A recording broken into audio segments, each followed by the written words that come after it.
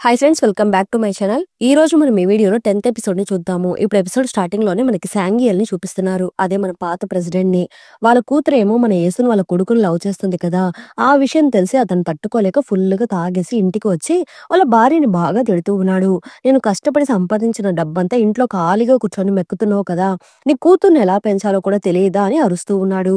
అతను అరిచే అరుపులు విని వాళ్ళ కొడుకు అక్కడికి వచ్చి, నాన్న ఇప్పుడు అమ్మని ఎందుకు అనవసరంగా తిడుతున్నారు, మీరేదో మీ బాధ్యతని కరెక్ట్ గా చేస్తున్నట్లు మాట్లాడుతున్నారేంటి, మీరు ఏనాడైనా ఒక బాధ్యత గల తండ్రిగా స్కూల్లో జరిగే పేరెంట్స్ మీటింగ్ కి అటెండ్ అయ్యారా, ఊరికే మా అమ్మని తప్పు పట్టకండి అని అంటూ ఉన్నాడు. నువ్వు నన్నే ఎదిరించి మాట్లాడతావా అనేసి అతని కొడుకును కొట్టడం కోసం కర్రని వెతుకుతూ ఉన్నాడు.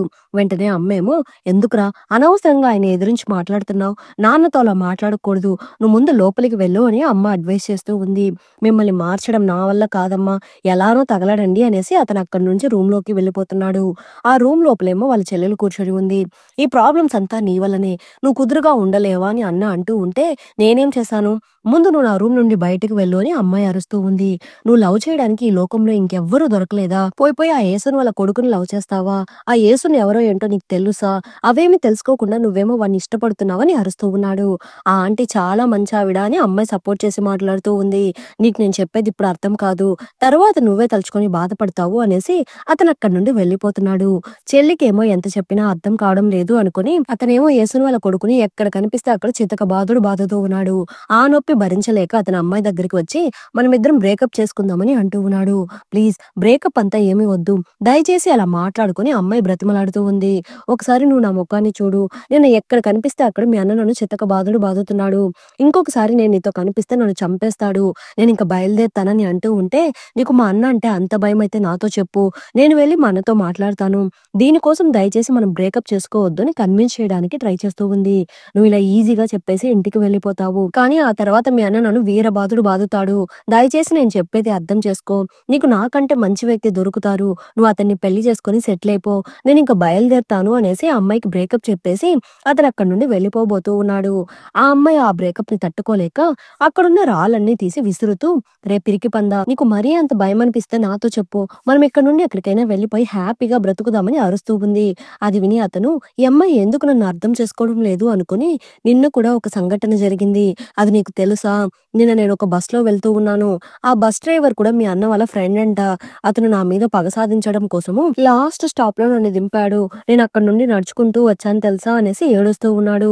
సరే సరే, నువ్వు నా కోసం ఇంత కష్టపడుతున్నావని నాకు అర్థమవుతుంది, నేను అందుకే అన్నాను మనం ఇద్దరం ఇక్కడ నుండి ఎక్కడికైనా లేచిపోదామని, నీకు ఓకేనే కదా అని అడుగుతూ ఉంటే, నాకేం చెప్పాలో అర్థం కావడం లేదు అనేసి ఆ అమ్మాయిని హగ్ చేసుకుని ఏడుస్తూ ఉన్నాడు.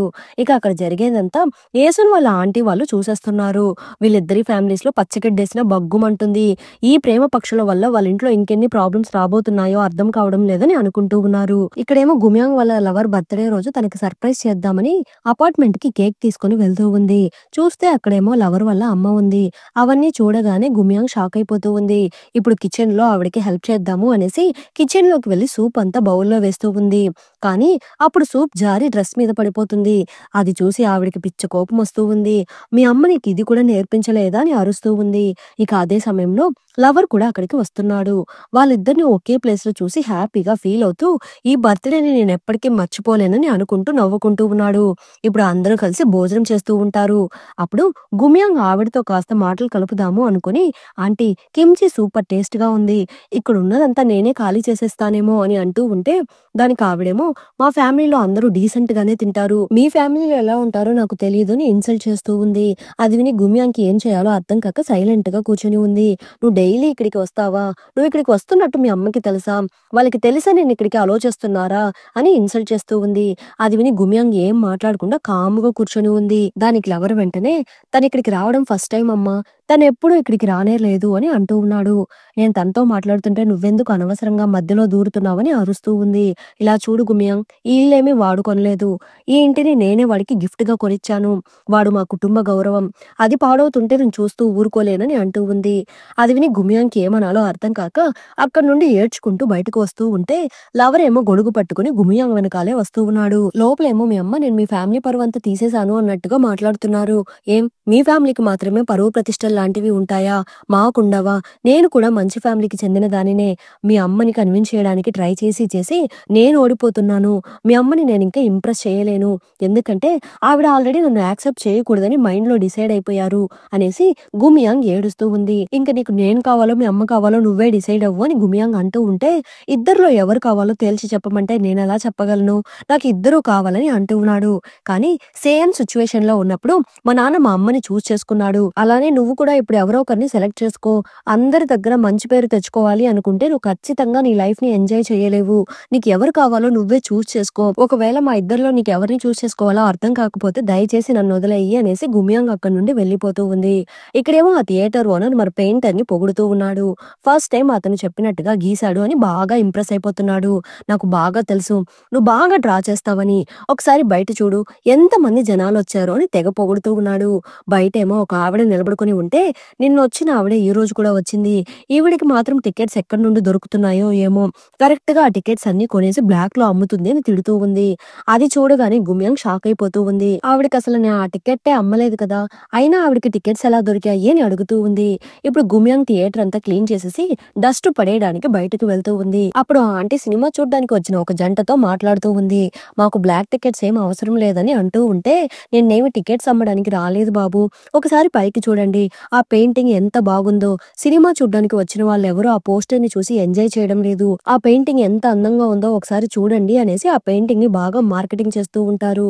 అదే సమయంలో థియేటర్ ఓనర్ బయటకు వచ్చి బ్లాక్ టికెట్స్ అమ్ముతున్నారా? మర్యాదగా ఇక్కడి నుండి పారిపోండి అని అరుస్తూ ఉన్నాడు. అయ్యయ్యో! మళ్ళీ ఈయన్నా నేను బ్లాక్‌లో టికెట్లు అమ్ముతున్నాను అనుకోని అరుస్తూ ఉంటాడే అనుకోని, సరే బాబు నేనింక బయలుదేరుతాను అనేసి ఆవిడ అక్కడి నుండి వెళ్ళిపోతున్నారు. ఆవిడ మాట్లాడిందంతా గుమియాంగ్ వినేసి ఉంటుంది. ఆవిడెందుకు ఈ పెయింటింగ్‌ని తెగ మార్కెటింగ్ చేస్తుంది? అది మాత్రమే కాకుండా ఆ పెయింటర్ గురించి తెగ పొగుడుతుందేంటి? దీని ఎనకాల ఏదో ఉంది. మనం దాన్ని కనిపెట్టాలి అనుకుని ఆవిడ వెనకాలే ఫాలో అవుతూ వెళ్తూ ఉంది. ఒక రకంగా ఆవిడని కనిపెట్టి థియేటర్‌కి తీసుకొని వచ్చి ఆవిడకొక మూవీ టికెట్‌ని ఇచ్చి, "ఈ సినిమా బాగా ఫేమస్ అయిన సినిమా. ఈరోజు రీ రిలీజ్ చేస్తున్నారు. మీరు కూడా ఒకసారి వెళ్లి చూడండి" అని గుమియాంగ్ అంటూ ఉంది. అయ్యయ్యో! నాకు ఈ టికెట్ ఏమి అవసరం లేదు. నువ్వే ఉంచుకో అనేసి రిటర్న్ ఇచ్చేస్తున్నారు. బయటేమో ఆ థియేటర్ ఓనర్ కూర్చొని వీళ్ళిద్దరూ మాట్లాడుకున్నదంతా వింటూ ఉంటాడు. అది చూసి గుమ్యాంగ్ మా థియేటర్ ఓనర్ చాలా మంచివాడు. నేను మీకు ఒక టికెట్ ఇచ్చినంత మాత్రాన ఆయన నన్నేమీ అనరు అని గట్టిగా అతనికి వినపడేలాగా అంటూ ఉంది. దానికి ఆంటీ ఏమో నా కొడుకు కూడా ఈ థియేటర్‌లోనే వర్క్ చేస్తున్నాడు. వాడిక్కడ పెయింటర్ అమ్మా. వాడు గీసిన పెయింటింగ్‌ని చూడడం కోసమే నేను డైలీ ఈ థియేటర్‌కి వస్తున్నాను. వాడెప్పుడు ఇంట్లో ఉండడు. ఎప్పుడు చూడు పెయింటింగ్, పెయింటింగ్ అనేసి ఈ థియేటర్ చుట్టే తిరుగుతుంటాడు అని చాలా ఎమోషనల్‌గా మాట్లాడుతున్నారు. అదంతా బయట ఉన్న మన థియేటర్ ఓనర్ కూడా వింటున్నాడు. అది విని ఆయనకి కూడా చాలా బాధ వేస్తూ ఉంది. అతను వెంటనే లోపలికి వచ్చి అక్కడున్న టికెట్స్ అన్నీ ఆవిడకిచ్చేసి, "మీ అబ్బాయి ఈ థియేటర్ కోసం చాలా చేశాడు. దాంతో పోలిస్తే నేను చేసేది చాలా తక్కువ. ఈ టికెట్స్ అన్నీ మీరే ఉంచుకోండి" అని ఇస్తూ ఉన్నాడు. అది చూసి ఆవిడకి చాలా హ్యాపీగా ఉంది. ఫస్ట్ టైమ్ నా దగ్గర ఇన్ని టికెట్స్ ఉన్నాయి అని హ్యాపీగా ఫీల్ అవుతున్నారు. ఇక్కడేమో యేసన్ కొడుకు వాళ్ళ స్కూల్‌లో మీటింగ్ అటెండ్ అయ్యి మార్కెట్‌కి చాలా లేట్‌గా వస్తూ ఉంది. ఏంటి ఉమియాంగ్ వాళ్ళ అమ్మ ఈ రోజు కాస్త టెన్షన్‌లో ఉన్నట్టు ఉన్నారే అని అడుగుతూ ఉంటే, దయచేసి నన్ను అలా పిలవకండి. వాడసలు నా కొడుకే కాదని తిడుతూ ఉంది. ఇప్పుడేమైంది? ఎందుకలా తిడుతున్నావు? వాడు మళ్ళీ సరిగ్గా చదవడం లేదా ఏంటి? అని అడుగుతూ ఉంటే, దానికొక ఆంటీ ఏమో అలా ఏం అయ్యుండదు. అతని సిగరెట్ మ్యాటర్ గురించి తెలిసిపోయినట్టు ఉంది అని అంటూ ఉంది. ఏంటి? వాడు సిగరెట్ తాగుతుంటాడా? లేదు లేదు. సిగరెట్ ఏం తాగడు. కానీ బ్లాక్‌లో అమ్ముతుంటాడంట అని అంటూ ఉంది. అందరు అబ్బాయిల్లాగా నీ కొడుకేం సిగరెట్ తాగడం లేదు. వాటిని జస్ట్ అమ్ముతున్నాడు అనుకుని హ్యాపీగా ఫీల్ అవ్వు. నువ్వొకసారి కూల్‌గా కూర్చొని వాడితో మాట్లాడొచ్చు కదా! ఎందుకు డబ్బుల కోసం ఇలాంటి పనులు చేస్తున్నాడో కనుక్కోవచ్చు కదా! అని ఒక ఆంటీ అంటూ ఉంటే, ఇంకొక ఆవిడేమో అవును. నువ్వెప్పుడు చూడు గుమ్యాం గురించి మాత్రమే ఆలోచిస్తున్నావు. మీ అబ్బాయి గురించి పెద్దగా పట్టించుకోవడం లేదు. అందుకే వాడలా తయారయ్యాడు అని అంటూ ఉంది. దానికి యేసునేమో గుమియాంగ్ చాలా సాఫ్ట్ అయిన పిల్ల. కానీ వీడలా కాదు. అందుకే వాడి దగ్గర కాస్త స్ట్రిక్ట్‌గా ఉంటానని అంటూ ఉంది. ఇక్కడేమో పెయింటర్ వాళ్ళ అమ్మకి ఇందాక టికెట్స్ ఇచ్చారు కదా! ఇక ఆ టికెట్స్‌తో ఆవిడ సినిమా చూస్తూ కూర్చొని ఉంది. అది చూసి పెయింటర్ చాలా హ్యాపీగా ఫీల్ అవుతున్నాడు. నేను ఈరోజు ఇంత హ్యాపీగా ఉండడానికి మీరే కారణము. నేను మీకు మళ్ళీ రుణపడిపోయానని అంటూ ఉన్నాడు. మీరు నాకు థాంక్స్ చెప్పాలి అనుకుంటే థాంక్స్‌కి బదులుగా మీరు నాకొక పెయింటింగ్‌ని గీసిస్తారా? ఎందుకంటే పికాసో చనిపోయిన తర్వాతే ఆ పెయింటింగ్ కాస్ట్ పెరిగిందంట. అలానే నేను కూడా కొన్ని సంవత్సరాల తర్వాత మీ పెయింటింగ్‌ని అమ్మినప్పుడు నాకు కూడా మంచి లాభం వస్తుంది కదా! అని అంటూ ఉంటే లైఫ్‌లో ఏమైనా జరగవచ్చు. ఒకవేళ ఫస్ట్ మీరు చనిపోతే అని అతను అంటూ ఉన్నాడు. అది విని గుమియాంగ్ ఏంటి వీడు ఇలా మాట్లాడుతున్నాడు అనుకుని షాక్ అయిపోతూ ఉంది. కాసేపు బాగా థింక్ చేసేసి ఇతనేమైనా జోక్ చేశాడా అనుకుని మీరిందాక జోక్ ఏమన్నా చేశారా అని అడుగుతూ ఉంటే అవునండి. ఏం మీకు నవ్వు రాలేదా? దయచేసి నన్ను క్షమించండి అని అంటూ ఉన్నాడు. ఇప్పుడు ముగ్గురు కలిసి రోడ్డు మీద నడుచుకుంటూ వెళ్తూ ఉన్నారు. అప్పుడు అమ్మేమో ఆ మూవీలో హీరోని చూస్తుంటే నాకు నువ్వే గుర్తొచ్చావురా అని బాగా ఎమోషనల్‌గా మాట్లాడుతూ ఉన్నారు. వాళ్ళిద్దరూ అలా మాట్లాడుకుంటూ వెళ్తుండడాన్ని గుమియాంగ్ కూడా సైలెంట్‌గా చూస్తూ ఉంది. అది చూసి పెయింటర్ వెంటనే మా గుమియాంగ్ కూడా ఇక్కడే ఉన్నారు. నువ్వేంటి తనతో ఏం మాట్లాడడం లేదు. తనకేదో ఇవ్వాలి అన్నావు కదా! ఏంటది అని అడుగుతూ ఉంటే అవును కదా! నేను మర్చిపోయాను. గుమియాంగ్ నువ్వు ఇంగ్లీష్ లిటరేచర్ చదువుతున్నావంట కదా! ఒకసారి నాతో రా అనేసి తనని వాళ్ళ షాప్‌లోకి తీసుకొని వెళ్తున్నారు. వాళ్ళ షాప్‌లో ఉన్న బుక్స్ అన్ని గుమ్యాంకి ఇస్తూ ఇవన్నీ చాలా కాస్ట్‌లీ బుక్స్. నీ స్టడీస్‌కి బాగా ఉపయోగపడుతుంది. తీసుకొని వెళ్ళమ్మా అని అంటూ ఉన్నారు. అది చూసి గుమ్యాంగ్ ఆవిడకి థాంక్స్ చెప్పేసి వీటన్నిటిని నేను ఒకేసారి మోసుకొని వెళ్ళలేనని అంటూ ఉంది. నువ్వు ఇంట్లో ఖాళీగానే ఉన్నావు కదరా! తనకి హెల్ప్ చెయ్యి పో అని చెప్పి వాళ్ళ కొడుకుని కూడా పంపిస్తున్నారు. ఇప్పుడు ఇద్దరూ కలిసి ఒక షాప్‌లో కూర్చొని నూడిల్స్ తింటూ ఉన్నారు. అప్పుడు గుమ్యాంగ్ మీ గర్ల్ ఫ్రెండ్ మన ఇద్దరి మధ్య ఏదో ఉంది అని తప్పుగా అర్థం చేసుకొని నా షూస్ అంతా బయట పడేస్తున్నారు. తనకి మీరైనా కాస్త అర్థమయ్యేలాగా చెప్పొచ్చు కదా! అని గుమ్యాంగ్ అంటూ ఉంటే ఆల్రెడీ తనకన్నీ తెలుసండి. తను కావాలని మీ షూస్‌ని బయట పడేస్తున్నట్టు ఉంది. మీరేం బాధపడకండి. త్వరలోనే తనకి పెళ్లి కాబోతుంది. కాబట్టి తనన్నీ మర్చిపోతుందిలెండి అని చాలా కూల్‌గా అంటూ ఉన్నాడు. మీరేంటండి తనకి పెళ్లి కాబోతుంది అని ఇంత కూల్‌గా చెప్తున్నారు. మీరు ఇష్టపడిన అమ్మాయికి పెళ్లి కాబోతూ ఉంటే మీరేంటి ఇంత కూల్‌గా ఉన్నారు? మీకు బాధగా లేదా అని అడుగుతూ ఉంది. దానికి నేనేం చేయగలను? నేను జస్ట్ ఒక పెయింటర్‌ని. కానీ ఆ అబ్బాయి బాగా సౌండ్ పార్టీ అంట. అతనికి నూడిల్ షాప్స్ చాలా ఉన్నాయంట. తను హ్యాపీగా ఉంటే నాకు అంతే చాలండి అనేసి కూల్‌గా తింటూ ఉన్నాడు. అతను ఫీల్ అవుతున్నాడని గుమ్యాంకి అర్థమయ్యి మీలాంటి వ్యక్తిని వదులుకుంటే తనకే లాస్ ఎక్కువ. మీరేం బాధపడకండి అని అంటూ ఉంది. అయినా మీకు నేను కొన్ని రోజుల నుండే తెలుసు కదా!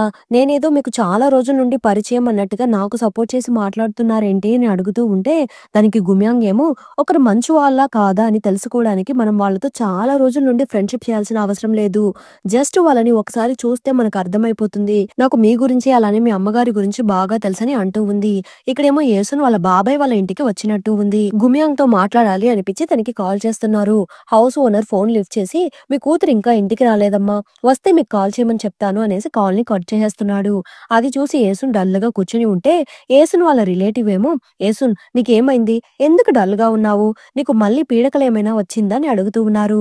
దానికి వాళ్ళ అంకుల్ ఏమో వాళ్ళ పిల్లలకేమైనా జరగబోతూ ఉంటే తల్లిదండ్రులకి ముందే తెలిసిపోతుందంట. అట్లా యేసున్‌కి ఏమైనా కలొచ్చిందేమో అందుకే అలా దిగులుగా ఉంది అని అంటూ ఉన్నాడు. అది చూసి యేసున్ వాళ్ళ పిన్ని కూతురు యేసున్ నీకు మన చిన్నప్పుడు ఆ కొండ మీద జరిగిన ఇన్సిడెంట్ గుర్తుందా? అని అడుగుతూ ఉంటే దానికి వాళ్ళ అమ్మేమో దాని గురించి ఇప్పుడెందుకు గుర్తు చేస్తున్నావు? దాన్ని తలుచుకుంటుంటేనే నాకు ఇప్పుడు కూడా భయం వేస్తుంది. ఆ రోజు యేసున్ వాళ్ళ అమ్మే మీ ఇద్దరిని కాపాడింది అని అంటూ ఉన్నారు. దానికి వాళ్ళ అంకుల్ ఏమో ఆ రోజు మీ నాన్న డెత్ యానివర్సరీ. అందరూ మీ నాన్నే మిమ్మల్ని కాపాడారని అంటూ ఉండేవారు. కానీ నాకు తెలిసినంత వరకు ఆ రోజు మీ అమ్మే నిన్ను కాపాడింది అని అంటూ ఉంటే అది నాకు కూడా బాగా తెలుసు అంకుల్. ఆ రోజు కరెక్ట్ టైంలో మా అమ్మ గాని అక్కడికి రాకుండా ఉండి ఉంటే నాకు కన్ఫర్మ్‌గా ఏదో ఒకటి జరిగి ఉండేది. మా అమ్మని తలుచుకుంటూ ఉంటే నాకు చాలా గర్వంగా ఉంది అని అంటూ ఉంది. మనకిప్పుడు ఒక చిన్న ఫ్లాష్ బ్యాక్‌ని చూపిస్తున్నారు. యేసును అలానే వాళ్ళ పిన్ని వాళ్ళ కూతురు ఇద్దరు కలిసి కొండపైన కట్టెలు తీసుకొని రావడం కోసం వెళ్తూ ఉన్నారు. కట్టెలు తీసుకొని ఇద్దరు ఇంటికి వస్తున్న సమయంలో యేసున్‌కి ఒక బ్లాక్ కలర్ తూనీగ కనిపిస్తూ ఉంది. అది చూసి యేసున్ అది ఒక గ్రీన్ క్రేపర్. దీనివల్ల మిగతా తూనీగలకి చాలా ప్రమాదము. నేను ఎలాగైనా దాన్ని పట్టుకొని తీరుతాను అనేసి తూనీగ వెనకాలే పరిగెడుతూ ఉంది. అలా పరిగెడుతూ ఉన్న సమయంలో ఎవరో గుర్తు తెలియని ఒక ఆవిడ అక్కడ కూర్చొని ఉంటుంది.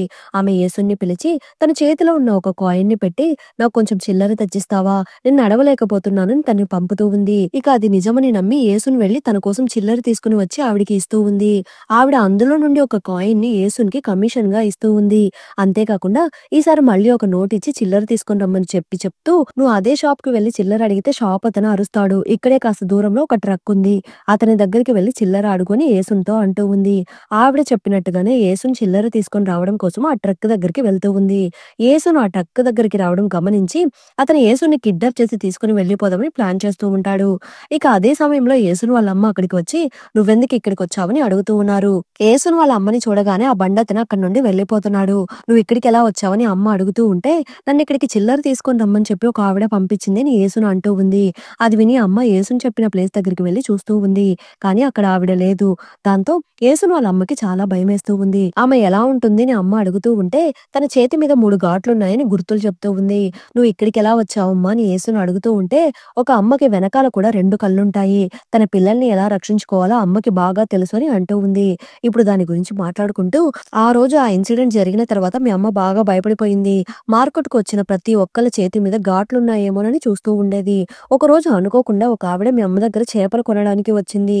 ఏదో ఆవిడ చేతి మీద ఘాటు ఉండడంతో ఆవిడ మీద అనుమానం వచ్చి ఆవిడని బాగా కొట్టింది. ఆ రోజు కానీ మీ అమ్మ కరెక్ట్ సమయానికి అక్కడికి రాకుండా ఉండి ఉంటే నీ పరిస్థితి ఏమై ఉండేదో ఏమో" అని అంటూ ఉంది. ఇప్పుడు గుమ్యాగి ఇంటికి రాగానే వాళ్ళ అమ్మకి కాల్ చేసి మాట్లాడుతూ ఉంది. "అవును, నువ్వెందుకు రోజు ఇంటికి లేట్‌గా వస్తున్నావు? అక్కడ మేమెవ్వరూ లేమని నువ్వు బయట బాగా షికారులు కొడుతున్నావా?" అని అమ్మ అరుస్తూ ఉంటే, "అమ్మా, నన్ను తిట్టడం కోసమే రోజు కాల్ చేస్తున్నారా? నన్ను కాస్త ప్రశాంతంగా ఉండనివ్వండి. ముందు మీరు ప్రశాంతంగా ఉండండి. ఊరికే నాకు డైలీ ఫోన్ చేసి నన్ను డిస్టర్బ్ చేయకండి" అని అంటూ ఉంది. అది విని యేసుని వాళ్ళ అమ్మకి కోపం వచ్చి, "రేపు నీకు కూతురు పుడితే అప్పుడు నా బాధేంటో నీకు అర్థమవుతుంది" అనేసి ఫోన్‌ని కట్ చేసేస్తూ ఉంది. క్వాన్సీకి అదంతా చూసేసి, "నువ్వెందుకు ఇప్పుడు ఇంత టెన్షన్ పడుతున్నావు? నిన్న నేను ఒక షాప్‌కి వెళ్ళాను. నువ్వు గుమియాంగ్ రూమ్‌కి లాక్ సరిగ్గా వర్క్ అవ్వడం లేదని చెప్పావు కదా! అందుకని దీన్ని కొనుక్కొనొచ్చాను. ఈసారి నువ్వు తన దగ్గరికి వెళ్ళినప్పుడు దీన్ని తనకిచ్చేసిరా" అని ఇస్తూ ఉన్నాడు. "అవును, నేను ఫోన్ చేసి మాట్లాడుతుంటేనే నా మీద ఎగిరెగిరి పడుతుంది. నేను ఈ లాక్ ఇస్తే తను తీసుకుంటుందా ఏంటి? తనే కొనుక్కుంటుందిలెండి" అనేసి యేసుని పడుకుంటూ ఉంది. "మన కూతురికి ఏమీ కాదు. నువ్వు ప్రశాంతంగా పడుకో" అని క్వాన్సిక్ అంటూ ఉన్నాడు. ఇక్కడేమో గుమ్యాంగ్ బాగా నిద్రపోతూ ఉంది. అప్పుడు తనకి వాళ్ళ తమ్ముడు చనిపోయిన రోజు గుర్తుకు వచ్చి భయపడిపోతూ ఉంది. దాంతో తనకి ఫుల్‌గా ఫీవర్ వస్తూ ఉంది. పైగా అక్కడ వర్షాలు బాగా పడుతూ ఉండడంతో రూమ్‌లో ఉన్న గ్యాస్ అంతా లీక్ అయిపోతూ ఉంది. ఇక్కడేమో మనకి యేసుని చూపిస్తున్నారు. యేసునికి కలలో వాళ్ళ కొడుకు కనిపిస్తున్నాడు.